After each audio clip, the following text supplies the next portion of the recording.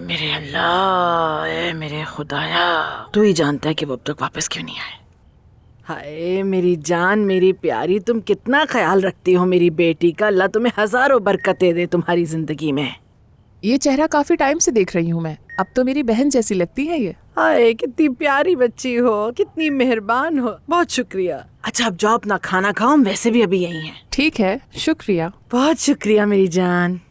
अरे मलिहा, कितने घंटे हो गए और ये लोग वापस अब तक नहीं लौटे। आखिर ऐसा कहाँ चले गए हैं कि वापसी का रास्ता ही भूल गए। उफ अम्मी, आपने ये सवाल इतनी बार किया है कि अब मुझे इस बात की परवाह ही नहीं रही। अच्छा चुप।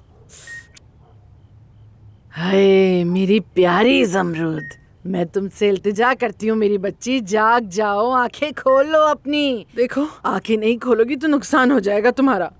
वो तुम्हारा शौहर किसी दूसरी औरत के साथ चला जाएगा और फिर तुम अकेली रह जाओगी। ये हमारे साथ ही क्यों होता है? हाय लड़की, मुझे लगता है कोई गाड़ी आई, चलो देखते हैं। हाय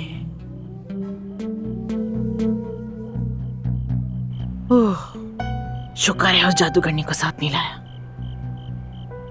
खुदा खैर करे। ये बच्ची किसकी है अम्मी? मैं ऐसे ही वहम कर रही थी।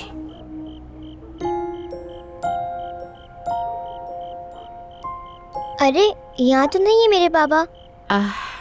मैंने बताया था ना, उन्हें बुखार है, वो हॉस्पिटल गए हैं। जब ठीक हो जाएंगे तो आ जाएंगे। उन्हें फोन करें अभी मेरे सामने। मैं ट्राई करूं क्या? रुको मैं कॉल करता हूं। चलो भाई, अब्बास अंकल अब तुम्हारे बाबा को कॉल करेंगे। ठीक है, कॉल जा रही है। हेलो सिनान। अच्छा, अभी तक हॉस्पिटल में ही हो? ठीक है, कोई बात नहीं। ईशा आज रात हमारे साथ ही रुक जाएगी। हाँ ये ठीक है, तुम परेशान मत हो।